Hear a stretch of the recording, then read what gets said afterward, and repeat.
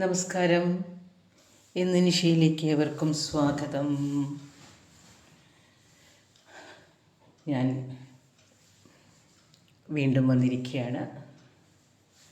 അപ്പോൾ കുറച്ച് ആത്മീയവും ആധ്യാത്മികവുമായ കാര്യങ്ങളിലൂടെയൊക്കെ ഇങ്ങനെ കടന്നുപോയി. ശാസ്ത്രം ഇത്തിരി പ്രിഡോമിനൻ്റ് ആയിട്ടുള്ളൊരു കാലഘട്ടത്ത് മനുഷ്യരെ ഇങ്ങനെ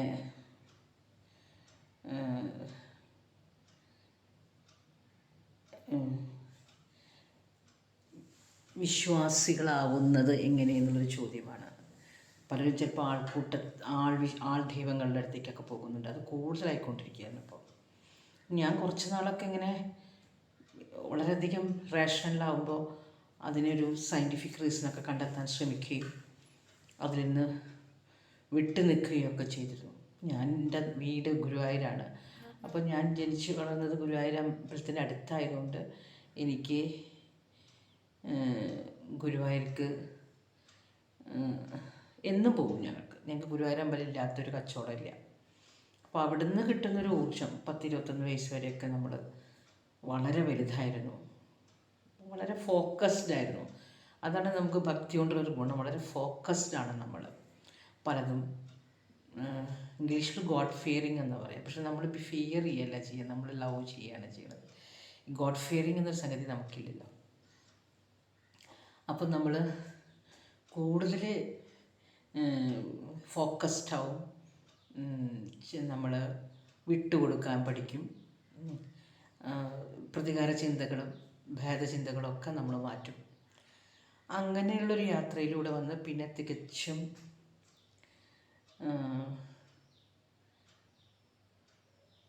യുക്തിവാദി എന്ന് പറയുന്ന ആൾക്കാർ, നിരീശ്വരവാദികളുടെ ഒരു കുടുംബത്തിൽ പോയിട്ട് വ്യക്തി സ്വാതന്ത്ര്യത്തെ മാനിക്കാത്തൊരു കുടുംബം അല്ല. അവർക്ക് യുക്തിവാദിയാവാം, എത്തീസ്റ്റ് ആവാം.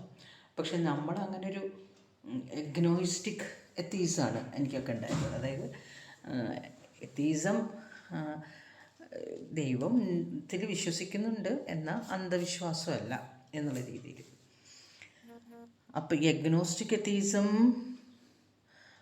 ആയതുകൊണ്ട് തന്നെ നമ്മൾ സൂപ്പർസ്റ്റിഷ്യസ് ആയിട്ടില്ല, അന്ധവിശ്വാസികളായിട്ടില്ല.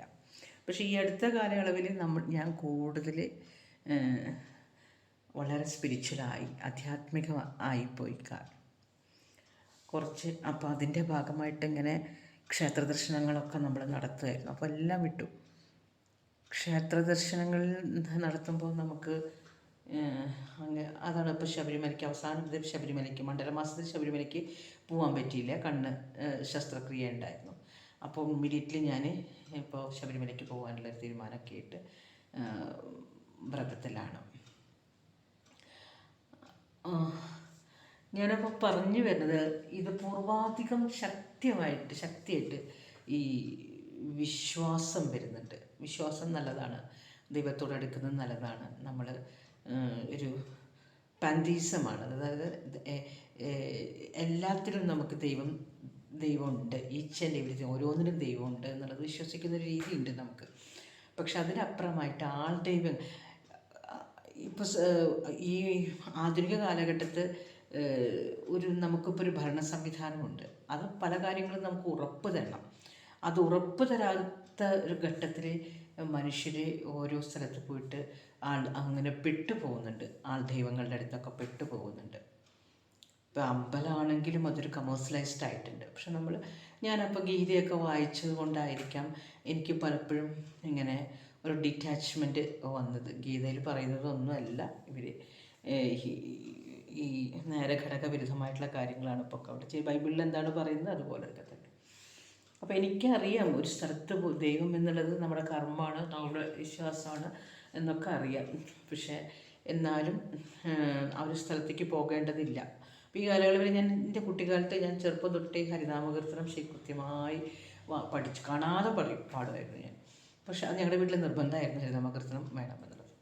പക്ഷേ അതിൻ്റെ ഒന്നും അർത്ഥം ഇങ്ങനെ ഉരുവിട്ട് പറയും, ഉരുവിട്ട് പറയും എന്നല്ലാതെ ആഴത്തിലേക്ക് പോയിട്ടില്ല ശ്ലോകങ്ങളുടെ. അർത്ഥങ്ങളിലേക്ക് പോയിട്ടില്ല.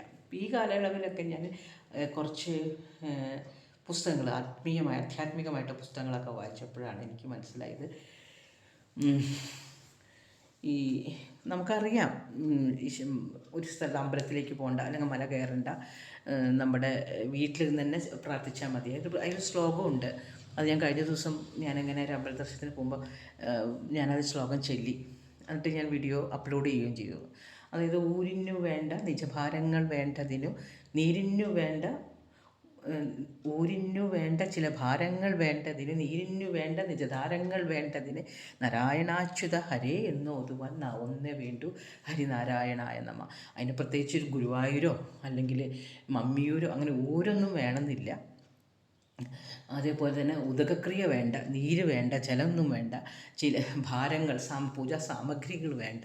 പിന്നെ പണ്ട് കാലത്ത് വേദകാലത്തൊക്കെ പുരോഹിതനും പത്നിയും വേണം, അതും വേണ്ട. നാരായണ അച്യുത ഹരേ എന്ന് ഓതുവാൻ നാവൊന്നേ വേണ്ടു ഹരിനാരായണായ നമ എന്ന് പറഞ്ഞാൽ. അപ്പം ഇത്രയും റാഡിക്കലായിട്ടുള്ളൊരു കാര്യം തുഞ്ചത്ത് രാമാനുജൻ എഴുത്തച്ഛൻ ഇതിലെ ഹരിനാമകീർത്തനത്തിലൂടെ ചൊല്ലി പറഞ്ഞു തന്നു എന്നുള്ളത് എനിക്ക് ഈ കാലയളവിലാണത് മനസ്സിലായിട്ട് മുഴുവൻ ഞാനത് വായിച്ചു. അതിൻ്റെ വ്യാഖ്യാനം കൃത്യമായി ഞാൻ വായിച്ച് മനസ്സിലാക്കിയപ്പോഴാണ് എനിക്ക് നമുക്കത് മനസ്സിലാവുന്നത്. ഇത്രയും ഗംഭീരമായിട്ട് അദ്ദേഹം പറഞ്ഞു തന്നിട്ടുണ്ട്. അത് ഗുരുവായൂർ അമ്പലത്തിൽ ഇപ്പോൾ ഹരിനാമകീർത്തനം അത് പോയറ്റിക് ജസ്റ്റിസും ആണ് കേട്ടോ. ഹരിനാമകീർത്തനം അവിടെ ഇപ്പോൾ കൃത്യമായി വെക്കുന്നുണ്ട്. കാരണം സാമൂതിരി അദ്ദേഹത്തെ ഗുരുവിലക്ക് കൽപ്പിച്ചു, ചക്കിട്ടാട്ടിപ്പിച്ചു ഒക്കെ ചെയ്തു. അതായത് ആർക്കും നാരായണ എന്ന് വിളിക്കാമെന്നുള്ളത് പൗരോഹിത്യത്തെ ബ്രാഹ്മണ്യത്തെ ചോദ്യം ചെയ്തു എന്ന് പറഞ്ഞിട്ട്. പക്ഷേ ഇന്ന് ഗുരുവായൂർ അമ്പലത്തിൽ പുലർച്ചെ അത് വെച്ചാണ് നേരം വിളിച്ച് അമ്പത്തിനായിരം നാമകീർത്തനം വെക്കുന്നുണ്ട് എന്നുള്ളതാണ്. അപ്പോൾ ഈ പോയറ്റിക് ജസ്റ്റിസ് കാവ്യനീതി, കാലത്തിൻ്റെ കാവ്യനീതിയാണ് അതൊക്കെ. അപ്പോൾ ഈ ഭരണ സംവിധാനം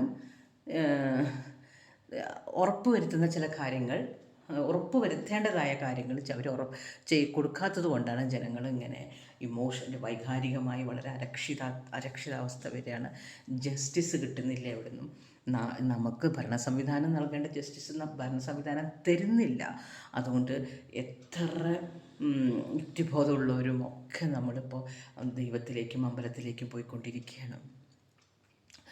അതിനവരെ കുറ്റം പറയാൻ പറ്റില്ല. പക്ഷേ ഈ സൂപ്പർസ്റ്റിഷ്യസ് ആയിട്ട് ആൾദൈവങ്ങളുടെ അടുത്തേക്ക് പോകുന്നത് വളരെയധികം ഇപ്പം അത് കൂടി വരികയാണ്. ഓരോ കാലഘട്ടത്തിലായിട്ട് കൂടി വരികയാണ്. ജനങ്ങൾക്കിപ്പോൾ ആരും ലിസൺ ചെയ്യാനും കേൾക്കാൻ തയ്യാറല്ല. അപ്പോൾ ചിലരൊക്കെ ഇങ്ങനെ ഒരു ആത്മീയാചാര്യരെയൊക്കെ അന്വേഷിച്ച് പോയിക്കൊണ്ടിരിക്കുകയാണ്. അപ്പോൾ ഞാനൊരു സെൻറ്റ് ബുദ്ധിസ്റ്റ് സ്റ്റോറി വായിച്ചിട്ടുണ്ട്. അതായത് ആ നാട്ടിലൊരു വലിയ നല്ലൊരു അരിസ്റ്റോക്രാറ്റിക് ആയിട്ടുള്ള കുടുംബത്തിലൊരു സ്ത്രീ, അവരുടെ ഭർത്താവ് മരിച്ചപ്പോൾ അവർക്ക് വല്ലാതെ ഏകാന്തത അനുഭവപ്പെട്ടു. ഗുരുവിൻ്റെ ആത്മീയ യാത്ര അവർ തുടർന്നു. തൻ്റെ ആത്മീയ യാത്രയ്ക്കൊരു മാർഗനിർദ്ദേശിയായിട്ടൊരാൾ വേണം എന്ന് കരുതി അദ്ദേഹം അവരൊരു സ്ത്രീയെ ഒരു മനുഷ്യനെ, ഒരു ഗുരുവിനെ കണ്ടെത്തി. അദ്ദേഹത്തിനായിട്ട് നല്ലൊരു വീടൊക്കെ ഇവരൊരുക്കി കൊടുത്തു, എല്ലാവിധ സുഖസൗകര്യം കൊടുത്തു. അങ്ങനെ ഇരിക്കുമ്പോൾ അവർ ഒട്ടും ഹാപ്പി ആയില്ല. അവർക്ക് സന്തോഷവും സംതൃപ്തിയും വന്നില്ല. ഇദ്ദേഹം ഞാൻ ഉദ്ദേശിക്കുന്ന ഗുരു തന്നെയാണോ, ഇദ്ദേഹത്തിന് ആഴത്തിലുള്ള ജ്ഞാനമുണ്ടോ എന്നൊക്കെ ഇവർക്ക് പരിശോധിക്കേണ്ടതുണ്ടെന്ന് തോന്നി. അങ്ങനെ അവർ ഒരു ദിവസം നല്ല ഇടിവെട്ടും മഴയുള്ളൊരു രാത്രിയിൽ ആ നാട്ടിലെ കുപ്രസിദ്ധിയായ ഒരു വേശ്യയെ അവിടെ ഏർപ്പാടാക്കി കയറി വരണം എന്ന് പറഞ്ഞിട്ട്. അന്ന് രാത്രി ഈ സ്ത്രീ ഈ ആത്മീയാചാര്യൻ്റെ വീട്ടിൽ ചെന്നപ്പോൾ അദ്ദേഹം വളരെയധികം പാനിക്കായി, ഭയങ്കരമായിട്ട് ക്രോധം കാണിച്ചു. അദ്ദേഹത്തിൻ്റെ പ്രതിച്ഛായ അപകടത്തിലാവും എന്നുള്ളൊരു തോന്നലുകൊണ്ട് ഈ സ്ത്രീയെ നേരെ ആക്രോശിച്ചു, ആട്ടി ഓടിച്ചു, വേഗം പോകോ എന്നൊക്കെ പറഞ്ഞിട്ട്. അപ്പോൾ ഇത് കണ്ടുകൊണ്ട് ഈ ഉടമസ്ഥയായ സ്ത്രീ അങ്ങോട്ട് കയറി ചെല്ലുകയും അവരോട് പറയുകയും ചെയ്യും, നിങ്ങൾക്ക് പോകാം, നിങ്ങൾ ആത്മീയതയില്ല എന്ന് പറയുന്നു. അപ്പോൾ എന്താണ് ആത്മീയത എന്നാണ് ഞാൻ പറഞ്ഞത്. ശരിയായ ആത്മീയതനെ എന്താ പറയുക, വികാര എന്താണ് സമ്പത്തെന്നോ സമൃദ്ധിയെന്നോ അല്ലെ അദ്ദേഹത്തിന് എല്ലാത്തിൽ നിന്നും വൈരാഗ്യം വന്നിട്ടുണ്ടാകും. ആ ഒരു സ്ത്രീ അവിടെ രാത്രി മഴയത്ത് കയറി ചെല്ലുമ്പോൾ അവർക്ക് കൊടുക്കാൻ സംരക്ഷണം കൊടുക്കാനുള്ളൊരു മനസ്സ് വേണ്ടേ. അദ്ദേഹത്തിൻ്റെ പ്രതിച്ഛായയാണ് അവിടെ മുഖ്യമായിട്ട് നിൽക്കുന്നത്. ആ പ്രതിച്ഛായയുടെ ഒരു തടവുകാരനായിട്ടാണ് അദ്ദേഹം അവിടെ നിൽക്കുന്നത്. അതുകൊണ്ട് ഈ സ്ത്രീക്ക് അത് കണ്ടപ്പോൾ നിങ്ങൾ ഒരു എന്താ പറയുക, ദ്വന്ദ്ത്തിൽ എന്താണ് യോഗ്യയല്ല എന്ന് മനസ്സിലായി. അതായത്